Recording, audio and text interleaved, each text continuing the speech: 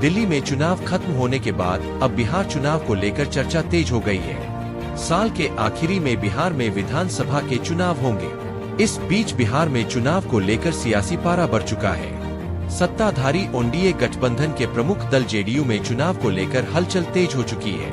इस बीच भारतीय जनता पार्टी की ओर से नीतीश कुमार को दिल्ली के नए सीएम के शपथ ग्रहण का न्योता भेजा गया है। हालांकि नीतीश ने यह न्योता ठुकरा दिया है।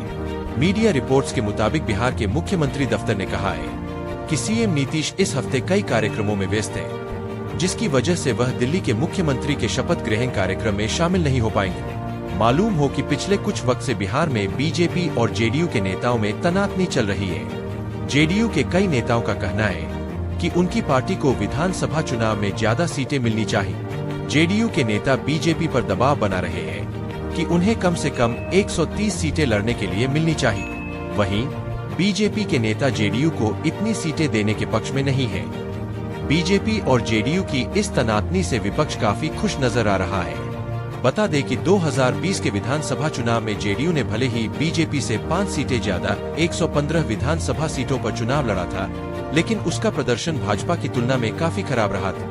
भाजपा ने जहां 110 सीटों पर चुनाव लड़कर 74 पर जीत हासिल की थी, वहीं जेडीयू सिर्फ 43 विधानसभा सीटों पर ही जीत दर्ज कर पाई थी। ऐसे में इस बार जेडीयू का ज्यादा सीटें मांगना बीजेपी के लिए मुश्किल खड़ी कर सकता है। गौरतलब है कि केंद्र की सत्ता का नेतृत्व कर रही बीजेपी के पास इस वक्त 240 लोकसभा सांसद है। इसके अलावा एनडीए में शामिल बीजेपी के सहयोगियों के पास 53 सांसद है, जिसमें चंद्रबाबू नायडू की टीडीपी के पास 16 और नीतीश कुमार की जेडीयू के पास 12 सांसद हैं। इन दोनों क्षेत्रीय दलों पर मोदी सरकार की निर्भरता कुछ ज्यादा ही है, क्योंकि इनके हटने पर एनडीए की संख्या 265 पर पहुंच जाती है, जो बहुमत 272 से 7 कम है।